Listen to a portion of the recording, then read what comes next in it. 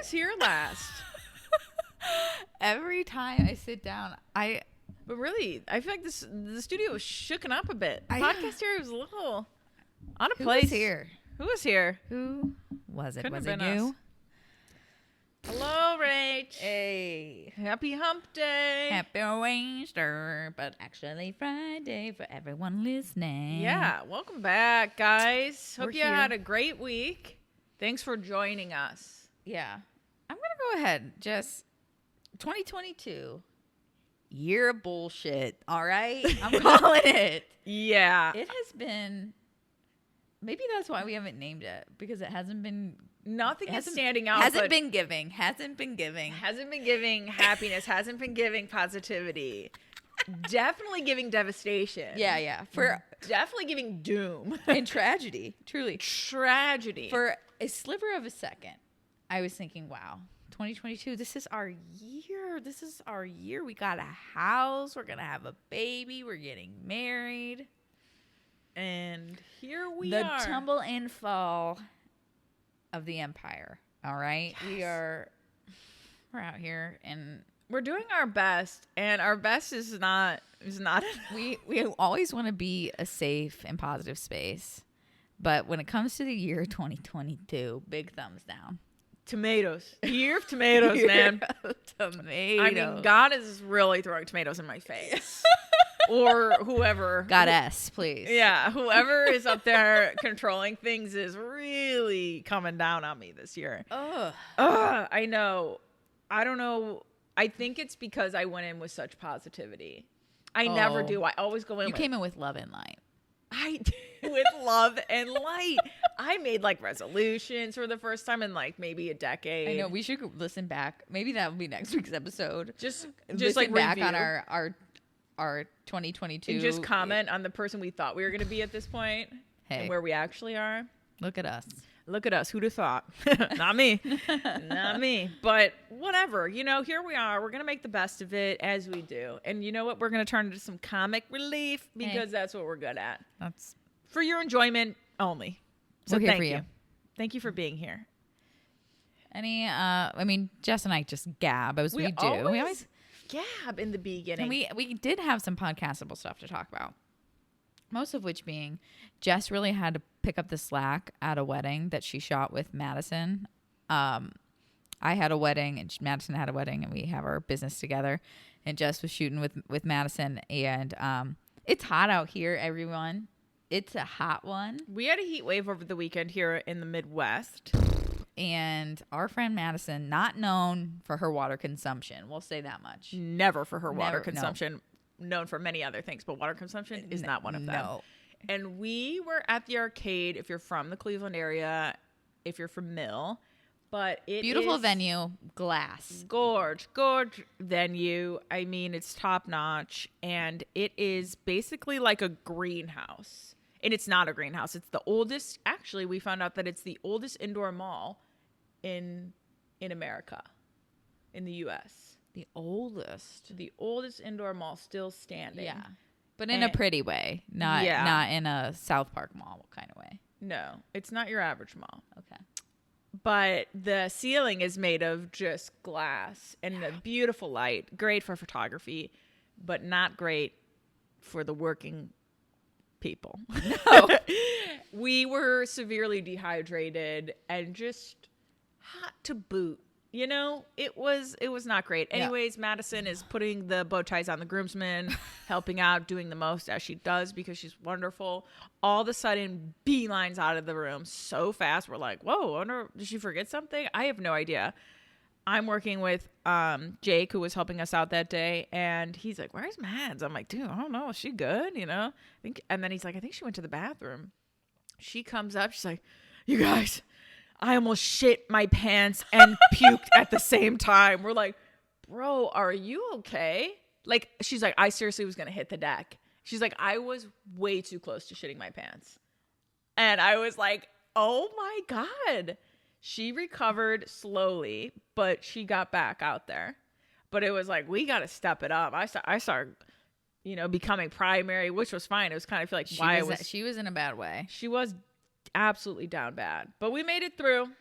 at that point we started chugging water because we're like, Yeah. we are not well. Like No. we are underestimating the heat because it was like 90 degrees that day. Yeah, and So you were inside, so I feel like you're thinking like, oh, the sun isn't beating down on me. No, honestly I thought we'd be in the clear all day, but I guess the employees at the arcade were like, yeah, it gets hot in here when it gets hot outside. We're like, fuck. Oh, yeah. I was saying I had a double header weekend, so that means Back two to weddings back. in a row. But As I've said, I'm shooting for my friend Kaylee because she is out of commish right now. And I called her on the way home and I said, I was like, I am over this like martyrdom stuff that we're like not drinking water, not eating. we don't need to, You're going to catch me sitting down and drinking a bottle we don't of need to water. hustle that hard. And that's on 30, Rach, Yeah. for me, because I'm like, okay, that's you guys in your 20s. I get the hustle and bustle and like you work hard, but it's Yeah. like we aren't doing that anymore at 30 years old. Yeah. I can tell you that much. But I do feel like I've noticed, I feel like the younger photographers, like I'm talking like got in like a year or two ago, they aren't as psycho as we were. Like they aren't Like like, they're gonna chill. yeah, they're not going to do anything that's not their job, which is Respectable. but also like when I'm working with someone that I don't know and I'm like, hey, let's kick it up. Let's go. yeah, maybe not wear ripped blue jeans when you're shooting a wedding. And that's on an experience I had an undisclosed amount of time ago. And I was like, jaw drop, showing up to a wedding and having a second shooter in a t-shirt and ripped jeans. Huh. I wouldn't say that I expect much, but the panic that went through my body because my mom, I mean, the share in me was like, do you think this is appropriate? You definitely are. You were big on dress code when I first started working for you. Yes. You were like all black only, and you would like low key dress up. I feel like now I'm not all You're black going with- only. you're but going I with am, the trends a bit more. I am on, you're going to a wedding, so you should look like it. Also, you don't want to completely stick out. Yeah. You know? Yeah. I think your mom said too. It's like this always sticks in my mind that nobody notices the photographer because you feel like when you're up at the altar and like Yeah. kind of weaving in and out, you're like, "Fuck, this is so annoying." People are probably Yeah. staring at me. And then your mom said like, "It's weird. They're just one of those things that belongs at the wedding, so Yeah. you're not sticking out." Right. So why put more attention on yourself than needed? Right. But I feel like with that, dressing professionally or just dressing like a bit nicer will Yes, help you blend you're in more. going to a wedding. If you are wearing light blue ripped jeans and tennis shoes and a t-shirt, just turn around, go home, find a mall, Find a Target. and it's just, I don't know. I don't know if like it's loose out there. It's a little loose. So I feel like You sound like I an don't- older generation I know. saying this. Ew. Boomer. Okay, boomer. Right? That's boomer attitude, man. But this is my thing. I want to be chill. I so bad want to be chill. But you're and not. relaxed. But like, I don't often work with second shooters I don't know. But sometimes it has to happen because every fucking bride and their dog out here want a second shooter for whatever reason. Yeah, guys, So stop with sometimes that. you're scraping at the bottom of the barrel. Okay, it's not that serious, but I think I'm gonna have to send out a PDF. Stop. No, just let them know. Like you let me know. Like, okay, there's different rules for different photographers. It's got to be in writing because some things I don't think of. You know, now after having a second shooter that shot in JPEG, I make sure to say, "Are you shooting in RAW?" Which is, if you're not a photographer, ignore that. That was not important. But it's just, I need them to know, like, hey, these are the appropriate outfits that if you're in a comfy all black like active jumpsuit, like I have one of those, right, for my hottest wedding days from Target. You could go for a run in it, but also it's just all black, sleek. I didn't wear that this weekend, but that's when it's real hot and I gotta be mobile. But it's the ripped blue jeans, and that's on share, and that's on share for sure. That's on share for sure. I got a pair of ripped blue jeans from my Newly subscription, last month. Tempting to wear. Tempting. And I was wearing them, but I returned them. Didn't buy them.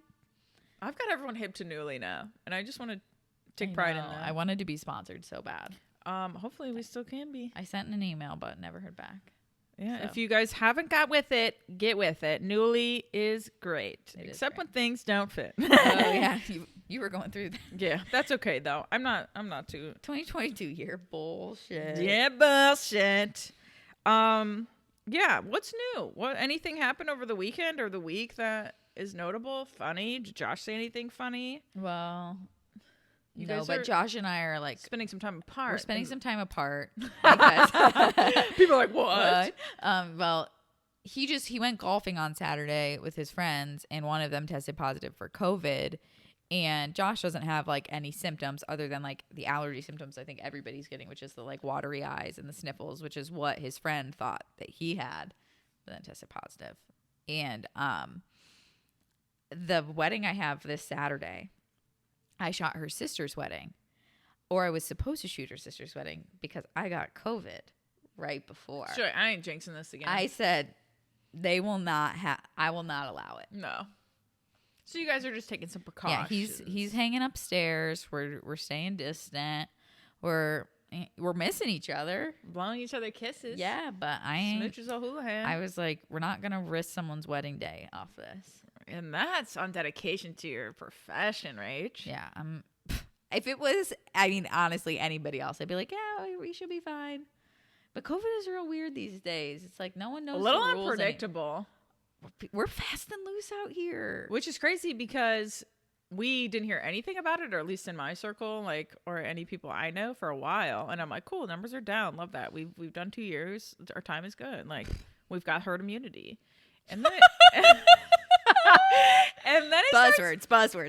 And then it starts trickling back in. Oh, it's back. But I'm like, wait, this is the time. Like, summer is the time where like numbers are low, you know, natural. And that's normally because that just is what it is. But it's just flaring up. Anyways, we're not here to talk about COVID because that sucks. We've been through it. It's not great.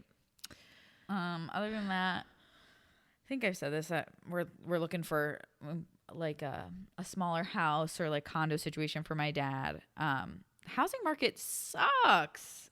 Oh my God, guys. I really bought a house because I don't know, I must have given like a blood sacrifice to someone and I got a house. But I was not prepared. You signed the binding contract in fucking Little Mermaid. Yeah. You know? That's how I feel. Like that's the type of soul selling fucking shit you have to do to get a house right now. But people have been talking to me about this housing market. I was like, got the first house. Can't relate. Got the first house that I put an offering on for $15,000 under asking. Making it an unrealistic expectation for your friend who's trying to find a house. Oh yeah. Well, it's just like suck me sideways. Well, I was just saying this to Jess. Like, my dad is almost 80 years old, and so he's like, "You're out of your fucking mind if you think I'm paying $1 over what the bank appraises it." And I'm like, I can't. I understand, but Dad, you're aging in this generation, and I don't know what to tell you. Jobs, it is what it is. It is what it is. And get with it. That's what I'm like. I'm trying to explain that to people too. It's like, I know what I'm getting myself into, but if I'm trying to find a house right now, I have no choice. So I'm going in. Oh, because the rental market isn't any better. Oh, it's terrible. Yeah. So I don't know. Housing is, we're calling it the market, but it's just a crisis. Truly. And there's the crises of the world. I know we don't often talk about like current events, like tragedies, but the school shooting in Texas, I can't. Absolutely heartbreaking.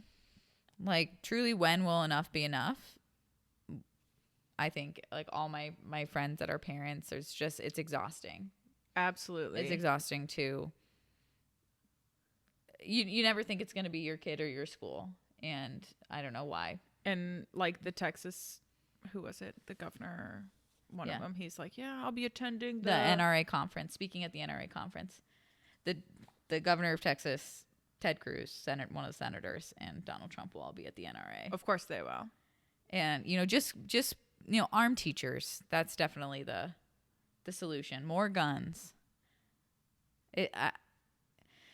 it seems ridiculous, truly, to me that like this is even a debate, right? That people, civilians, 18-year-olds should be able to, purchase semi-automatic rifles. That's what I'm saying about 2022 year bullshit, because like first we started with like abortions and now this. It's like, what year are we actually living in? Because I feel like all the shit that we've done up until now is just doesn't matter, blowing back in our face when we're dealing with it now, when things should be very clear. But clearly you know where we stand on this. So we are. I just think there's help out there, guys. So policy and change. That's what we feel. So I just wanted to say that we're not I don't know, it's not like we purposely ignore talking about the tragedies of the world. Sometimes we just skip over them, not on purpose, but I feel like having a personal conversation with us is different. Yes, because we're on a public platform, and I think talking to us about that personally will gladly go head to head with you. We're always going to try to keep it real and keep it honest to who we are, and that's facts. Raging liberals, hate to break it to you. If you couldn't tell, it's facts. It's facts. But other than the housing market, the tragedies of America and COVID maybe resurfacing, and I don't know much else I got going on. Yeah. What about you? Anything? So something came up yesterday to me, and it's one of the things I have an interesting relationship with, and it's yard work. And here's the reality of it. It's like, okay, it's like that bit. It's like, okay, that's you, but me on the other hand, I'm finna turn up. That's how you feel about yard work? When I get locked in, when I get dialed in, I turn into my dad. I turn into Kiabs. And I was out here doing Kiab's work. And my dad, Kiab is a perfectionist. We know this. He's an engineer. He's very methodical, but he's the same way about yard work. Guys, I had weeds for days, okay? I'm covered in dirt because I am pulling weeds. There's grass growing in my flower bed, so I'm out here weed whacking it, and then taking a leaf blower and just, I was also like sweeping steps and sweeping areas that I felt like needed to look nicer. Balls to the walls. I'm telling you, but here's one thing. Yard work isn't for everyone, and yard work is a huge responsibility. No. I'm all about women's rights until it comes to I want to know, does anyone else like it? Is anyone else into yard work? I think I'm not a gardener. I'm not I just. But here's the thing. I would love not to do the work, but I like a well taken care of yard. I like looking at that. I'm like, wow, those people really give a fuck. I want to look like that. I want to feel like. No, I got a perfect. I think my house is just naturally cute. I've got good angles on the house. I've got a good curb appeal. So as long as we keep that grass mowed, I think we're in good shape. You got good curb appeal. We got good curb appeal naturally. Okay, it's a nice like sage color. Like. Well, you're not 30 yet, Rach. Just wait. I don't think being 30 is going to make me want to get down on my hands and knees and pick weeds. I don't think that's. Hey. I got cut up. I got battle wounds. Hey, keep it natch. I'm an environmentalist. All right. I'm not going to be putting chemicals. I'm not going to be. Let the bees see. I get that. Let them pollinate, please. Okay. But for my ladies, or for anybody, any human out there that you enjoy yard work, rise up. I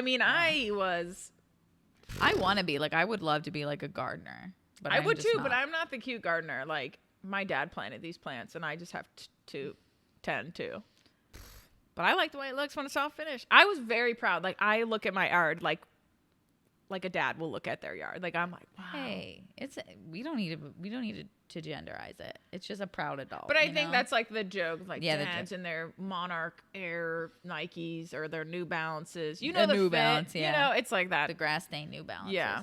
Yeah. Something I forgot to tell you guys. Forgot to update you on my uterus. I forgot to give you guys. Oh, this is a good thing. I'm sorry for this downer of an episode, but here's something good. Yeah, here's something good. So I went to my doctor, and he's a very busy man. Okay, we'll say that much. But he's cute and he's nice. But first he says to me, he goes, something. he's like, it's already been 2 weeks. And I was like, yeah. And he goes, yeah, it feels like yesterday. You're Feels like yesterday. You're like, longest 2 weeks of my fucking life. Thanks. Like, yeah. And so he told me, I mean, it was like he remembered my uterus, which is just always such a good feeling. He was like, I've got great news. It wasn't good news, bad news. It was just, I got great news. Your right fallopian tube is in great shape. He's like, there was no scar tissue. There's no reason to believe that you are like of a exponentially higher chance to have an ectopic. He said, now you are 5 to 10% more likely because you've had one.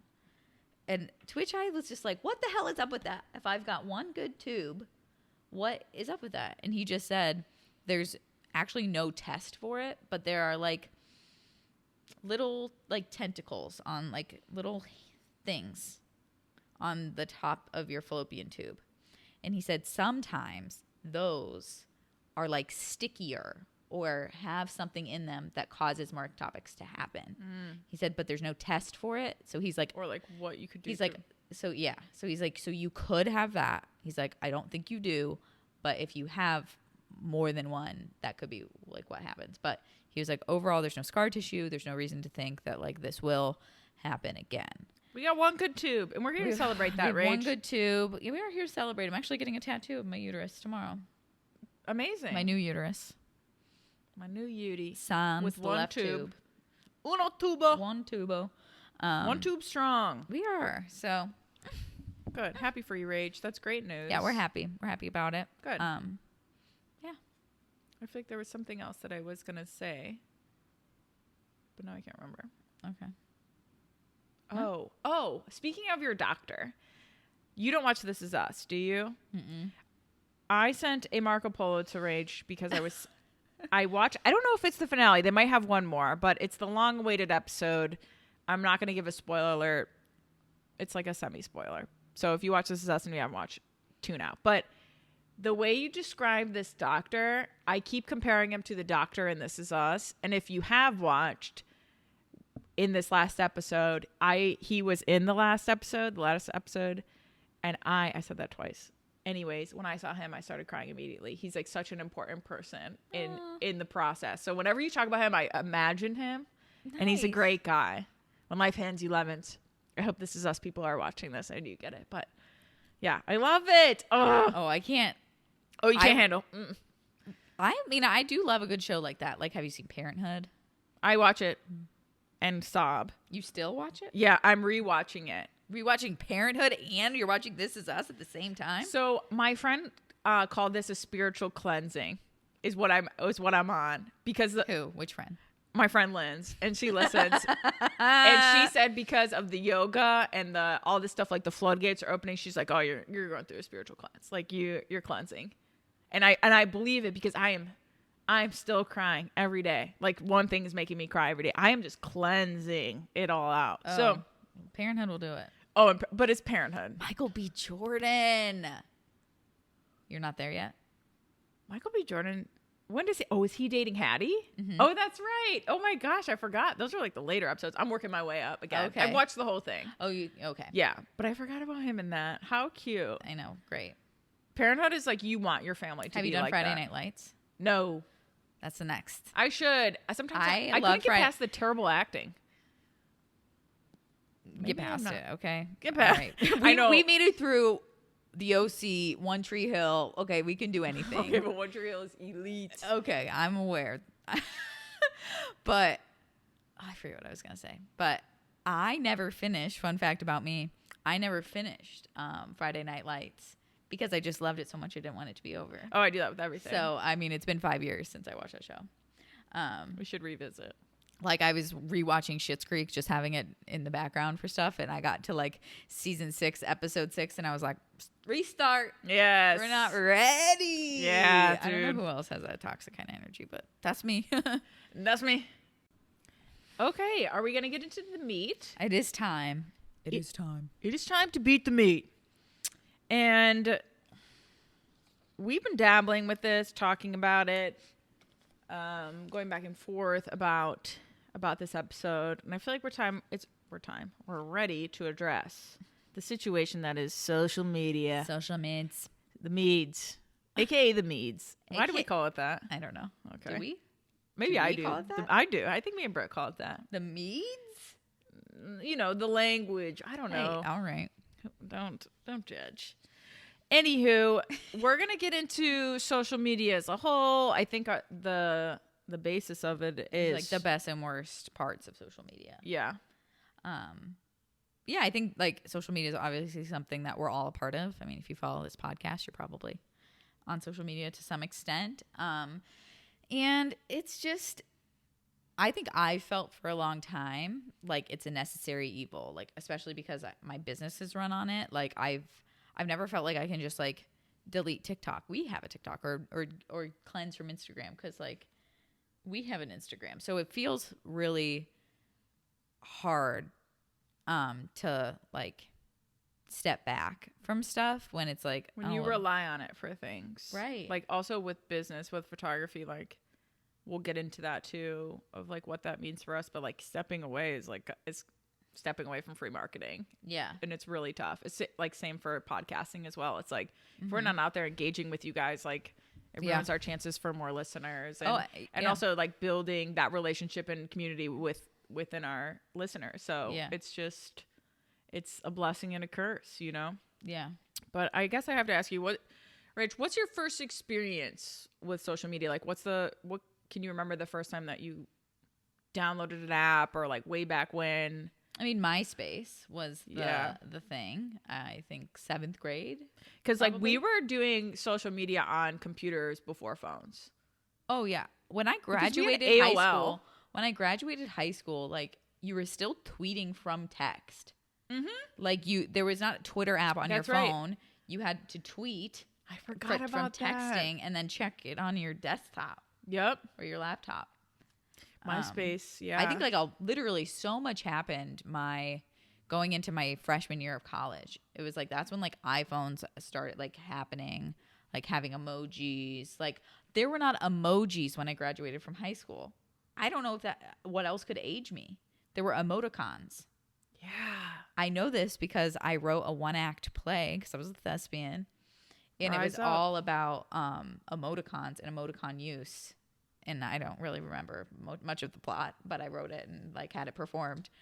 But literally when I graduated, like 3 months later, I was like, because sometimes people reuse 1-acts like from in the past, like, you know, I was like, this is irrelevant. No one will ever be able to redo my 1-act play because emoticons are not real. Oh my gosh. I forgot. I feel like I never even used them until I don't even know when iPhone like came out with them. Yeah. So I feel like we've seen it all. We've been adults as social media has grown, progressed versus like being 18 and like having an iPhone since you were 10. Right. Very different like takes on social media. Like I think I've always expected social media to change and grow and like all of that, you know? Mm-hmm. And also, now I just feel like there's no boundaries. No, absolutely not. Also, we had phones that we couldn't be on the internet or we'd get charged. I know. And the internet was so fucking slow. So you would be like, yeah. To like X out of it so your dad wouldn't kill you. But but yeah, that's probably the same for me. If you're not counting like AOL. Oh, I am. AIM. Do you feel like that was social media or that was just communication? Yeah, I don't think it was social media. I think it was a means of communication, though. It was like quick email. So right, and email too. Yeah, I wouldn't consider that social media though. Yeah, but I guess like there were like chat rooms. Yeah, or like AOL, like their like homepage had like current events and stuff. Yeah, that's kind of the first taste, I guess. But yeah, but like MySpace, we were out here coding. I was out here coding. Yeah. Like I knew what I was doing. Copy and paste the codes. And also you would like change a part of the code so you can like expand your top 8 to a top 12. Yeah. Like I remember doing that or like looking up how to do that. Songs, songs. No wonder why like our generation is a bunch of like IT But you ask me to code anything now. I'm like, That's when I have to you go to code school things for on my that now. Squarespace, I'm like, oh my God, I don't know what to do.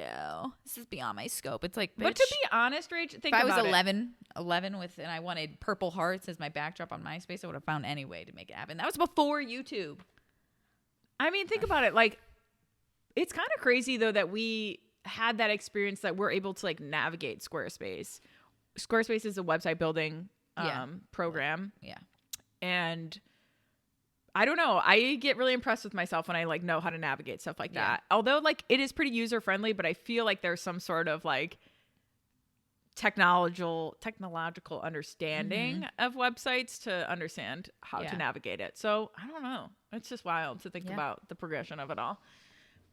Okay, another question. What's the first memory or negative memory you have of social media? Like something that like pissed you off, upset you in regards to social media. Just a negative experience, if you can remember. Trying to think of like when I was younger, I feel like, I mean, I do feel like we joke about it, but like the MySpace top 8, like checking your friends after you might have had a fight at school and like all of that, and like maybe moving down and like ranking your friends. They set us up. And they did us dirty with that. Also, I think for me, wasn't necessarily top 8 because I feel like my friends were solid and like it was reciprocal. But Snapchat had best friends. When Snapchat came out, you could see there was an emoji next to them, and that emoji represented the amount of times that you snap them. Yeah, and that bugged me. Oh, I was never really a snap girl. You recently got into Snapchat. I mean, I snap, I think, as much as like I'm never on, like I don't know how you like Snapchat. To me is a communication app. It's sending pictures. I don't know how to like scroll stuff. No, I don't either. Yeah, but this yeah, it's just the feature is not there anymore. I don't think. Not? I think you can see someone's snap score to show how much they snap, or I'm not really sure. I'm not really on it as much as I used to be, but also Snapchat is like a whole other world that I'm unaware of with like the younger generation. Like, add me on Snap. They say that all the time, but it's like, what are you doing on there? I'm just confused. Like, give me your number. Like, they're the same thing or they're different. I'm not sure. But like snapping them and like taking pictures of just whatever's around them and talking like that. That's how they talk. I've seen this. Really? Yeah. It's weird. It's a wild time. But yeah, I feel like Snapchat is the reason why Josh and I are together today, though. Really? Mm-hmm. I literally was going to Facebook. No, I was going to a coffee shop in Kent, and I knew that Madison had Snapchat, and I always felt like she was always on it, and she was running late, and so I uploaded it, or like re-uploaded it because I hadn't had it in like 5 years, to Snapchat her just to be like, hey, bitch, get here. Mm-hmm. Which, surprise, surprise, it's never worked. She's never been on time a day in her life, but literally right after I did that, like it must have come up on like Josh's suggested friends, and like the next day he like Snapchatted me. Oh, is that what you say? Snapchatted? Yeah. Snapped me.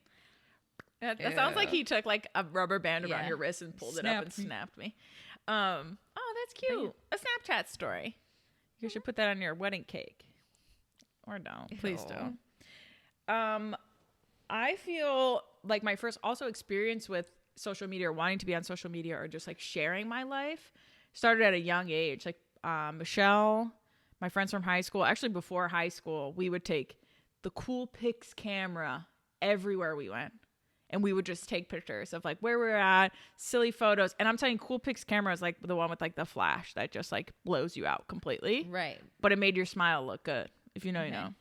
But we took our camera everywhere, or we like made it look like we had a good time so that we could post it on like MySpace. Yeah. It started at MySpace and then like kind of continued into Facebook. And I think it's just like perpetuated this, like, if it looked like a good time, it was a good time. Even if you were like crying in the mall bathroom because but isn't that how it is? Right. But I think that's how it started. This whole like, even though we had to go through the trouble of taking a digital camera to the mall and we were doing the most, hooking it up to our computers. That was a lot. It is a lot, but it's like, that was a lot for us to know how to do too. But like, I don't know. I think to an extent, the like fake it till you make it, or the like put up a fake, put up a facade about how your life really is. That's always been there, from like just, lying to your neighbors about how good things are behind closed doors. Regardless of putting it online. I think it's just like spiraled into this, like, it's just not real. Like I think about all the like family influencers and like married influencers, and it's like, it must be hard. Like your job is to make marriage look fun always, or make parenthood look fun always. And that, how could it be, Right. Yeah, it's tough, but it's hard because it's like, it's all we've known of social media, and all we've known how to do is just like when something good happens, it's like, let's celebrate it. Like I want to be celebrated, and you put it out there, but like also when you're in your lowest moments, you don't feel like sharing it to the world. You'll share it to people, closest to you. But I feel it's just hard to tell yourself that over and over, because all you're seeing, it's not about what you have, it's what everyone else has, That's kind of how people think about it. And you compare how much you have to how much other people have. Yes. But I think reminding yourself, like, everyone's just putting out their best life or their fake life, like just so they can paint this picture of what their life looks like. But in reality, I am seeing some more TikToks saying like, I posted this and what was actually going on. And that's refreshing. And I feel like more people are like, maybe I've curated a awesome algorithm though with just real people, because I feel like I struggle with comparison and seeing the best of everyone's lives and comparing it to my own. So I like when I see someone saying like, this is how I was actually feeling, or like, this is reality, or sharing more real vulnerable moments, that's kind of stuff like I like to see online, or Instagram versus reality type shit. Okay. Have you ever done a social media detox? Have you ever taken a break from social media? I mean, I think I've definitely taken breaks from like posting and being like, there have been times where like I am rarely on Instagram. But I don't know, like I've never done like an intentional like announcement like, hey, I'm not going to be on this app for a while. But I've just stepped back when I've needed to step back. Like, I mean, the biggest thing was like our TikTok, for like our podcast TikTok. Like it just got to this point where I was like so upset because like our TikTok grew. Like we literally got 40,000 followers in a month. And then life happened. And then I just had to make the choice to like stop posting and stop creating content because it took so much time. But I can't remember a significant time where I've stopped ingesting content. I can think of times where I've stopped creating content out of like time. But my issue is like the consumption of content, and is that good for me or not good for me? So what I've heard is that it's like healthier, quote unquote, to post more, to be more active than it is to process. Yeah. Maybe because of the reward system in your brain, where because you're getting like feedback, and that like gives you some instant dopamine, instead of just consuming and feeling like you're not contributing. Yeah. So that's my take on that. But yeah, it's hard, Do you feel like it's right when people are like, I'm taking a break from social media, and they'll post that on social media? I'm like, what? Are you asking for someone to reach out? Is it's some sort of... I think if it's an influencer, it makes sense. Like, hey, this is my job, and I want you to know that I'm not going to be like Sedona, she's a basketball player or I don't know if she graduated or not, but she just struggled. The really tall one? Yeah, really tall. I love her, and she's dating a really tall. Really short. Really short. That's how I know them. Cute. Oh, she's awesome. But yeah, she posted that like it's just been very hard on her emotionally lately, and like she just said like, I'm stepping back, and like that was like her post about taking a step back was like a month ago, and she's posted like 2 things. But like influencers are supposed to post like 5 to 10 times a day. That's wild. That is crazy. That's a crazy amount of content to pump out, to keep up with comments, to like... We find it difficult to find out to talk about. Yeah. Every week. Could you imagine doing that numerous times a day? Yeah. What the... Yeah. And that's why like stay relevant, stay cool, giving the people what they want. That's a lot of that's pressure. What I struggle with, like making reels even for business stuff. It's like the podcast is one thing, right? Like we're making content out of content we've already put out on YouTube. Right. So it's like, it's just cutting. And I mean, it's time. Don't get me fucking wrong. We could easily spend 20 hours a week on making TikToks alone. It's bullshit. But, I can't get behind reels because it's like you have to find a song and you have to point and like do all this shit. It's like feels very I could shit post. Don't get me wrong. I shit posted on my stories. I do that a lot, just like random bullshit. I could do that, but it's like that's not what I'm supposed to do. I don't know. I also feel for like the lip first sync videos, you won't catch me. I feel for the first time behind the times on that. Oh, yeah. Like I didn't grow up doing that, so it doesn't feel natural or it feels disingenuous for me to do. Yeah.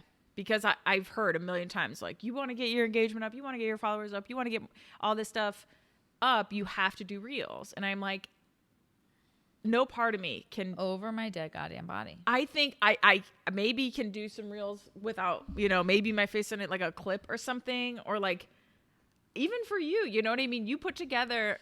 I'll put it together. Videos. Yeah, like you edit videos for a living. That's your job. And you find it hard to do it on a social media app. That's interesting. Yeah. Because it's new. It seems corny. corny. I feel like this isn't social media related, but I've been feeling old about the mirrorless game. Everyone's going mirrorless. And I'm like, I'm behind the times.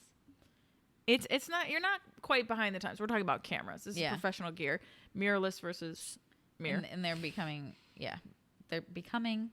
more of a thing, but they're not. And quality. I own mirrorless cameras for video, but like for photo, I'm still rocking with the DSLR. You like what you like, and there's nothing wrong with that. We could be an old head when it comes to photography gear. Old head? Yeah.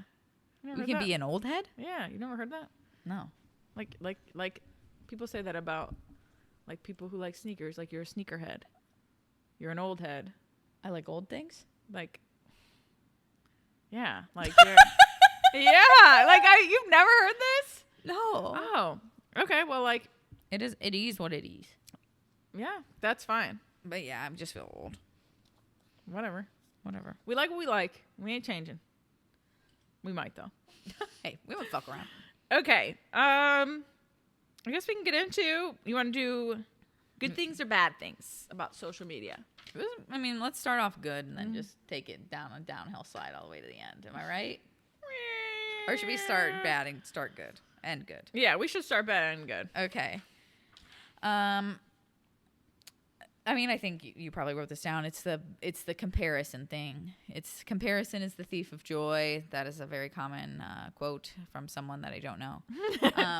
But that whole thing of like seeing someone's best life and comparing it to your real life, and that can be really hard. I think it's really hard when you're comparing your body to like Insta models' bodies who Facetune and edit, and it's just not real. It's not real life. Yeah. I mean, that's the thief of a realistic self-image. I mean, it has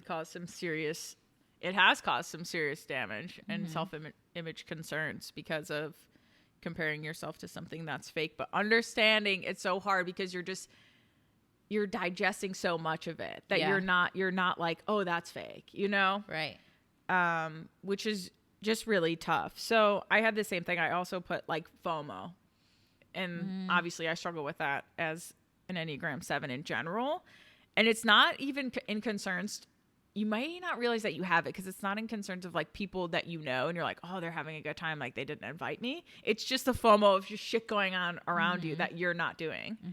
And it kind of goes side by side with comparison. It's like, wow, they're going on vacations, they're doing this, they're buying this house, they're having kids, they're doing all these things, and it's like you're missing out. The fear of you missing out on all that stuff because you're living like a pretty normal, chill life, Right. So yeah, I think social media can put some serious effects on your mental health in regards to that. I mean, and I think that's science at this point. Like that's just proven that it can be really detrimental to your mental health, and because it's not real. and it's hard to know what is real and what's not real, and comparing yourself to strangers on the internet. Strangers. Also, I have in this, because I didn't put it in my own section, but I think just the rates are undeniable with like teens, young adults, and cyberbullying. Oh my, it is wild. And not even teens and young adults, but I just feel like any content creator always ends up making a video about their negative comments and the like cyberbullying trolls, happening. Yeah. And trolls, yeah. Which is obviously it's harder than you think. It's not something that I deal with because I'm not to that degree on social media, but I feel like it's harder than it seems to just like ignore the negative comments. Yeah, no. Not when they're striking a chord. Right. Like it, and I think it would just be overwhelming to get like negative after negative after negative. Like, and it's just, obviously we know it's like easier to hide behind the screen and just say whatever the fuck you want, but that's wild.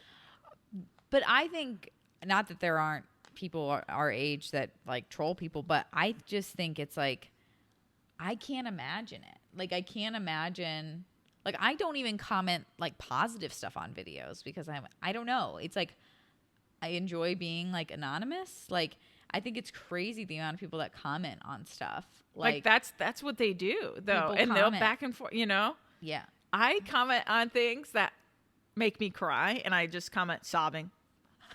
Yeah. Like I'm like, I am emotional. This has moved me, you know, stuff like that. And like some positive things that I used to do, I would just comment, but like never like some like negative thought. Also, like it's normal to like think things about a person like, oh, I didn't like that. Just go write simply it down. Unfucking follow. Right. Like walk away. Like you don't have to say anything bad. You know what kind of blows my mind is when, you know, a content creator will put out a video and someone says something mean about it. Then a few days later, something traumatic happens to them. And then all this fucking support. You know, I just feel like, and now all of a sudden you're saying all these nice things and like, oh, you needed something traumatic to happen to them in their lives. It's just like one of that example of like, you never know what anyone's going through. Right. Like that person was the same person that dealt, you know? Yep. The person that you bullied or like said that bad shit about was still going through that thing that they're just being vulnerable enough to open to you about now. Right. Be better. Yeah. Do better, guys. I don't know. I think I read this statistic, 5.4 million kids stay home on any given day because of the fear of getting bullied. That's way too fucking much, guys. And this is something I've talked about like with many people. Like I think Madison was talking about a family member that she had that's like, you know, she's like 11 or 12 being bullied after school, like cyberbullied, like girls sending really mean messages. And it's like, it's obviously stuff they've seen on the internet or seen in a TV show because these 11-year-olds are talking to each other like grown adults. And it's like very awkward. Yeah. But we got a break. Like we could go home and just like put our phones down if we had phones at the time, like after high school or middle school, and just go outside, play, watch TV. But now it's like everything's on this brick in your life and there's no escaping your classmates. Like that is so sad to me that like you don't like all the boundaries are blurred between like home, school, life, sports, activities. Like everything is just muddled together for kids now, I think. Talk shit behind my back like a real person. Yes. Behind my fucking back so I never have to know about it. Yeah. Not for everyone to see. No. Why do me so dirty like that? You know? I saw this TikTok that this girl, she does this regularly, would ride around hang out with guys, her and her friend. She would leave her phone in the car, put it on record, and let them drive around, after they get out, right? They're like, all right, have a good night. And she would leave her phone on record and just hear what they say about them after they leave. And then call them and be like, oh, I forgot my phone. Can you come back? She'd get her phone and then listen to what they said about her. Why do you want to fucking know? No, I get that that is fucking crazy, but no. Were you ever on a 3-way call with someone that would do that? Like, I would have friends that'd be like, Rachel, let's get on a 3-way call. Let's call this person and you stay on and I'll ask them what they think about you. And then. No, we did that with like, do you like my friend? With the guy. And that's fine. That's normal letdowns. Yeah. That's normal life stuff. Like, no, I'm not really into her. That's fine. You need to know that. You know? And it was always me being like, I don't really like her. I'm like, fuck off. But no, talk shit behind my back like a real human. Yeah. Those are the unspoken rules of society. And it's going to happen. Yeah. But you don't have to know about it. Gossip was made for a reason. Right. Yeah. I agree. Behind me. Okay. I agree. What about one of your worst? Okay. I have fake news or diagnosis without an expert opinion. I can't. Everyone and their mother thinks that they're a doctor or a dietitian, and you're not. And I think fake news is really, really dangerous, and it induces panic, especially during some fucking trying times. Okay. Right. Like the misinformation spread about COVID. Scary. Okay. Like that was already unknown, and that we're like spreading news that like, this is how you can contract it. And all these stats and stuff. And it's like, that is just going to induce panic and people and just overall confusion. I think misinformation is just a scary thing. So I think just checking your sources. YouTube is going to have a really fun time watching me. What's happening? Something is in my eye. Oh my. Are you just okay? Keep going. Do you need an eye patch? Do you need to pause for? No, I'm all right. Okay. Also, I think Facebook is doing a better job about censoring. They'll put like partially false information. Love that. False information on stuff. But I feel like that's not being carried over to Instagram or other. I mean, TikTok, you can say whatever the fuck you want. So I know. Just be careful, guys. And just like obviously the whole dietitian stuff or just people telling you what you can and can't eat. Here's my advice. Yeah. Simply unfollow. If that stuff or block, the block button is available to you at all times, guys. So if you feel triggered or just want to like curate your algorithm to stuff not like that, immediately block, or just if you're following, unfollow. If it's just a little dangerous. So back your shit up. That's what I have about that. Yeah, I agree. One of my other bad things is like, just like induces anxiety. Like I don't know if you've spent overall. I don't know if you've spent like a day like lounging and just like scrolling, and it just when I do like my body like literally tightens up. Yes. Like I can't breathe. Like it's this, even though I'm just like scrolling, and I can't pinpoint like what something in it is like bad for your brain. Yes. So I have this, and it's just content overload. The visual stimulation, your brain is not meant for it. And that's obviously in like teens and young adults who are doing it at all times. It's just definitely increasing their ADHD. Yeah. And I feel like with that is just like the side effect of just pure anxiety. No other better word or description of it. It's just fucking anxiety. But your brain's not meant for all that. Like you need other stimulation, like other sensory things than this. It's just frying you up. I know. It's just like I've bought books. I'm trying to read. I'll take literally weeks off reading, and it's like, why? You want to know the end of this book. Why aren't you just reading something?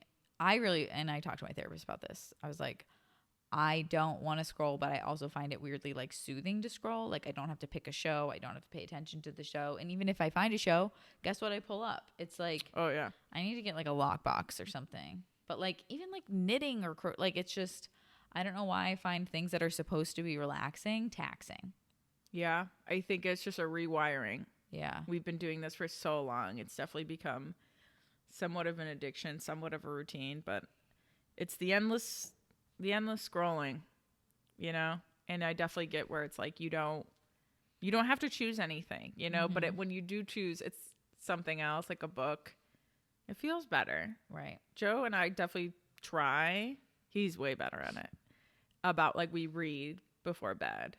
Because he's like, I know I get a better night's sleep, and I do too. Like if I'm not just like, but it is my downtime. But I've been trying to read more, or like Joe reads to me while I'll just like lay down. Like he'll just read his book, just pick up wherever.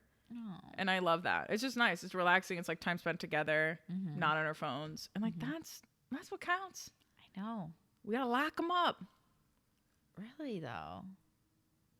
Here's some tips. Some tip of the dicks that I've heard on a podcast that I will list somewhere. Can't think of the name right now. But he gave the tip to, like, if you feel like, you know, you can set timers. We've talked about this. Yeah. But you can also turn your phone to grayscale. Turns everything into black and white. And it's just, like, less appealing. So you're like, I'm done with it. Try it out, guys. Have you tried it? Tip of the dick. Never. Never have I tried that. But I feel like it's something that I would like. Yeah. With the timer as well. Because sometimes the timer, I'm like, ignore for the day. Ignore for the day. I'm done ignoring for the day. It takes literally 1 second of weakness for you to say one. You know, it's for me, it's like, oh, I posted a mini session. So I'm like, oh, people need to contact me. I need to know. Yeah. You know, it's something related to business. Instagram normally is not a problem because when I do go over on Instagram, it is because I'm talking. Like, I posted something and I'm conversing, but it's when I do it on TikTok. Oh, yeah. TikTok it's just so entertaining. Here's another thing. Schedule your notifications. This is something that has some serious science, some research behind it. It's scheduling your notifications for different times of the day. So, like, you're not getting them throughout the day. It's like, you know that you'll check them. I didn't even know you could do that. Yeah. The iPhone gives you that option now. So you can schedule them at like 2 p.m., but like all morning you'd go without them. So something to consider. I've heard that it's done some serious good things for people. So that, and last thing, I've already said it. I'm going to say it again. Block people who don't serve you. Mm-hmm. Block them. Unfollow them. Unfriend. Also, if you feel like you're going to say something mean, block them. Walk away. Yeah. Or kill them with kindness. Yeah. I'm good at that. I'm good at walking away from people that I'm just like, I don't need to see this shit. I don't need to see this shit. I don't need to know that you believe this shit, especially if it's like someone I need to have a professional relationship with, like just like other photographers or whatever, and I find out they believe horrifying, disgusting things. I'm like, if I have to be nice to you in front of your face because like I have to work a wedding with you, I'm going to just tune out your personal bullshit. Like, I'll see you when I see you. But I can't know these things about you because I think they're disgusting. Yeah, you have every right to feel that way. So I think we've done the worst, right? We know that it's not great for the mental health. It's we not know great. that. And you hit us with some tip of the dicks. So yeah, I might try out the black and white thing. Give it a go. Let you know. Okay. Because that might be something like social media is trained, and like the people that run social media and even like make commercials, like they design it to like stimulate our brains in a way that like makes us not want to turn it off, makes us want to keep going, makes us want to like ingest more. Yeah. It's like MSG, you know? Yeah. Once you have a little, you want a lot. But I think from people I've heard who take breaks say like you'd be so surprised at how much it affects your life when you just put your phone down. Like how much time you have to do productive things or to do things for you and to like give you an overall better quality of life. I think a lot of things I feel pressure about is the like responding to texts and the like I'm either responding right away or you'll hear from me in about 5 business days. And I think that's becoming more and more acceptable. I'm just like, I forgot. I'm like, but I don't care if you don't respond right away unless it's like an urgent question. But if it's an urgent question, I'll have to call. Mm-hmm. I'll have to call. But Jess loves a phone call. I'm getting better about it. But yeah, are you feeling that way, that people are like becoming more accepting about like when to reply? Whereas before it was like, if they don't reply, they're mad at me, you know? Depends on the person. It's always like the immediate people in my life. Like it's not necessarily like my clients or, you know, it's like business hours and trying to maintain boundaries. But it's like if my mom texts me for whatever reason, I'm like, oh, she needs to hear from me right away. You know? Well, it just depends on who the person is. But I've been trying to do better about like leaving my phone inside when I'm out with the dogs and like just good. Present in the real world. But the real world's also a scary place. So escapism. That's what social media is, really, truly, is like it's the escape. And I think that's when it's like the most dangerous, is when you're trying to escape your real life permanently. You're lost in the sauce. Believe me, I know. That's how I feel about yoga. It's like when I'm not ready to look inward, when I'm ready to do the work, I'm avoiding yoga because I know I'm only there with my thoughts, you know? I do a million other things. I'll fucking run. Like I'll do these, you know, these high cardio stuff and that because it kind of clouds your brain. But when you're doing yoga, it's like, you know what that spiritual work is doing. Like there's something going on. But some of our spiritual chakras are broken. So sometimes yoga is just yoga. Could be for some. Yeah. Not for you. I'm not having like a spiritual, like, close to God moment. I mean spiritual in the way of like, yeah, I think it's not like that, but yeah, I don't have that ability to connect with. I've never really, like, you've never had an emotional reaction to yoga. Never. Wow. But you do, I guess you've done all types of yoga because I'm like, you do some high intensity workout yoga for a while. And that is by no means putting me in a inward Zen look. space. No Zen space. Yeah. No. But it's a badass workout. Karina. Shout out Karina for that. Karina gets it. She does. Yeah, no. I don't know what it is. I just never. It's not your thing. That's okay. Like, it's not your thing to, like, look inward. Not your thing to, like, in general. Yeah. In general. No, I mean, like, yoga is not the thing to. Yeah, but I like it. That. Like, I like the actual exercise, but I can't relate to the people that can like feel things through yoga. Yeah, that's okay. I just don't know what it is. It doesn't have the same effect on everybody. Doesn't need to. Okay, good things. Social media. There are good parts about it. There are. Here's what I have first, right? Okay. It says the obvious one, but also I kind of like sub whatever. I don't know. Making connections, building my business. That's what I put. Yeah. So I put this in regards to my business because this is, and also podcast stuff, right? It is free marketing and connecting with the people in my business, and that I meet a bunch of different photographers online that I talk to. I have online friends. We all kind of help each other out there. Also, you guys, our listeners, our commune. Yeah. Our for better and worse commune. Like, that's our way to like chat with you guys and meet you from all over, listeners that I still don't know how we have so many. Yeah. You know, like, and you guys say really nice things, and like that is dope. That's when social media is like, wow, you know? Yeah. I put down connection as well. And even like connection to like long distance friends and family members and, you know, like partners. It makes it possible. Like, we didn't have FaceTime when we were younger. And like, it has made things, you're able to be personal with people you weren't able to like maintain, or it was harder to maintain that personal connection with. Like, like Laura and I, there's like 100 different ways that we can communicate in a day. You know, we can Marco Polo, we can Snap, we can, you know, FaceTime, text, send each other TikToks, which is its own form of communication. Right. So I think connection and communication are obviously like the like biggest. why social media exists. It's the whole point. Yeah. But it spirals into something. It's not social media is the problem, it's how we use it. Yeah, it's how we use it. It's how the human brain works and how it's actually designed that way. But it's just us overusing it and being less present in real life is the problem. But that is the best part, I would say. That's like first and foremost. Second I have is promotes knowledge. Okay. Fact check though. But I think when I'm curious about things, having that like right at your fingertips. Like, I learned how to use a leaf blower by YouTube.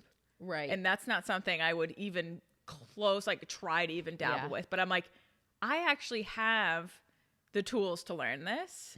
And like, I'm a capable individual who can learn things. And like, that was just a cool moment that it's like something I would end up calling Kiabs for. And you got a Kiabs of the YouTube commune. Exactly. So it was like, wow, you know, I do have all this stuff at my fingertips, which is really cool. And literally you can learn how to do anything. And it's not just like learn how to fucking start a leaf blower. It's like, you want to knit? YouTube it. You know, anything you don't know, YouTube. Yeah. I did say exposure to new thoughts and like ideas. Especially if you come from like a smaller town, I think maybe if you're like in the LGBTQ community and you live in a small town, of course, social media is good for like expanding the fact of that small town, you know, finding community in different places to feel less alone. Yes. I think that goes on you know, connection, but the other side of that is like also like quickly it becomes an echo chamber, because like I hear pretty much only one side of things, and what, like, let's say politically, right? Like everything, all of my information comes from the left.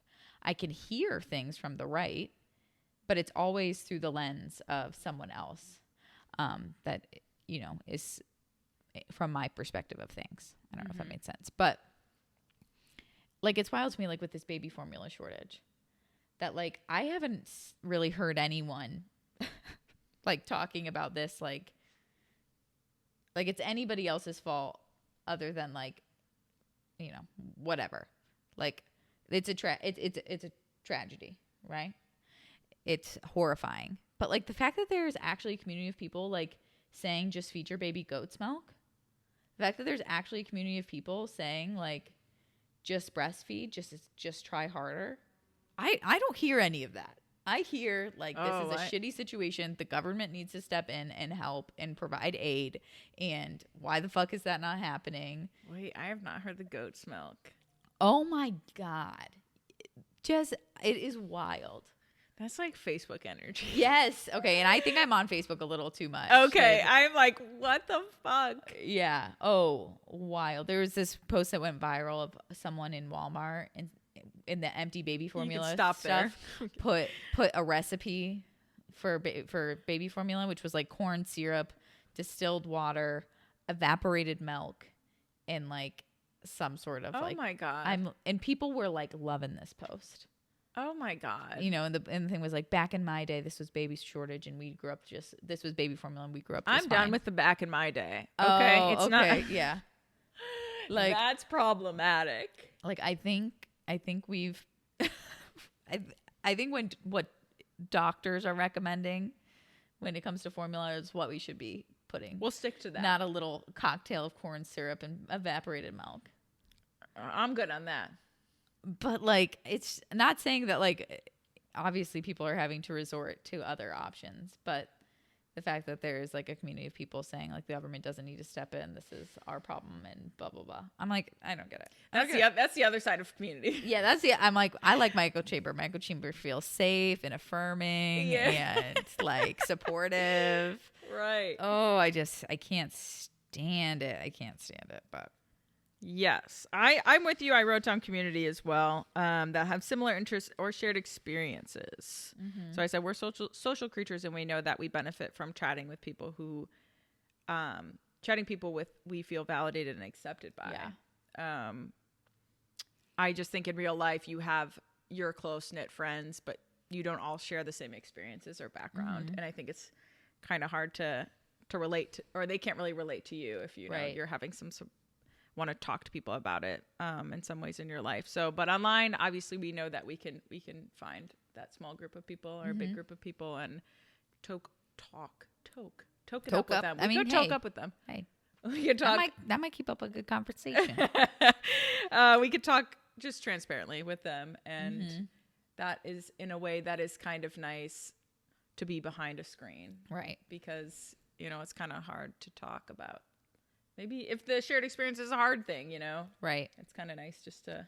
I think like the IVF and fertility community is particularly good. Good. Like there's lots of Facebook groups for that, lots of like hashtags to follow, and like I feel like that is like a shared experience that people can like rally behind and like become their own community, which I think can be very special. Even like Reddit is good for that kind of stuff. Yeah. I've started getting a little bit more into Reddit lately. Me too. It's weird, but I kind of like it. It's cool.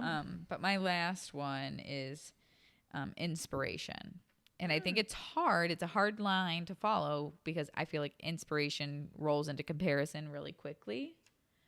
It can for creatives. It can for creative. Yeah, I guess that's through my lens. But like I think if you see someone picking up a new hobby or joining a intramural sports team, or you're like, oh, that sounds fun, maybe I'll do that. And I think like if you see other people doing things that might be like good for them or fun or cool, you're like, oh, why can't I do that? Maybe I'll do that. I think that's like a good option, a good part of it. I do like that. I think as a photographer, it's cool to be inspired by other people's work and not feel less than. You know? I think it's hard though. Oh, it's a slippery slope for sure, but I think best example is when I watched A Little Long Distance, one of their films. And I was just like, wow, we have the coolest fucking job. I'm not a videographer, and this is a wedding film, and I was like just so inspired by it. You know, and I feel like I look to that video sometimes when I feel like, you know, what's the point of this job? Yeah, or you know how beautiful the work we can create and how far that goes. So it's nice. It is really cool, and just to rely on the inspo, on the commune. Hey, rise up. Rise up. I love to see it. Last thing I put is reduces stigma. I said it's social media gives us real-time perspective into real people's lives from all different backgrounds and situations. And I think this is awesome because it gives us some like really open conversation, like the way to learn and accept each other. Yeah. And I think I've learned a lot in the past 2 years about different cultures and communities and things you can and can't do and why. And that's really awesome to have these conversations when everyone's, you know, wanting to create change. So yes, I agree. Like a way to educate yourself without like putting yourself in the most vulnerable situation. Right. I mean, we have to be vulnerable to ask these questions, but I think social media is out here just doing it. Yeah. And that's a really cool part of it. So I love it. Yeah. Good and bad, obviously. In strides, guys. Take the tip of the dicks, you know. Curate an algorithm, block the people, grayscale it, schedule, put some timers on your phone. I mean, do what you can. Yeah. But also, like, don't forget to take care of yourself. Don't get lost in the sauce. Don't. Because I've gotten a little bit lost in the sauce. Do some reading, do some knitting, pick up a hobby. What time, right? Right. But it's like I do have time because I'll be scrolling. Well, your phone will tell you how much time you actually do have. So. It's upsetting. Yeah. But I have found that I naturally, when I'm like in an environment where I know to be present, I put my phone down. Like I was on vacation in Charleston and have no photos to prove it. Yeah. Except the wedding. Question, Jess, if we're putting ourselves on blast, what is your like hourly screen time on your phone? Let's look. Mine went up a lot last week. How do I look? Settings. I think screen time. Yep. Ooh. What? 5 hours and 48 minutes daily average. What do you got? It's gonna be more than that. Yeah, 6 hours 59 minutes. Okay, well we're not. That's TikTok for me. Well, we're not far off from each other. We're working on it. Hey, we're working on it. Keep us accountable. We're going to practice what we preach. The transparency has got to. It has to make a change here. Total screen time. This will put things into perspective. Wow. You guys want to be humbled? Go ahead. Check out your screen time. Total screen time, 27 hours and 58 minutes last week. Ugh. That's over a full day's worth. That is so sickening. Grayscale. Put on grayscale right now. Is there a way that maybe I should get a flip phone? Can I get two phones with the same number and just carry around one? I got two phones. One for the plug and one for the Kevin Gates. Sure. Yeah, you could. You could very well do that. Hit me on my burner past 6 p.m. Hit me up on the burner. Freaking love you guys. That's what we have. Thanks for sticking with us. We love you, and we will see you next week. This has been For Better and Worse Podcast. I'm Jess. I'm Rach. We out of here.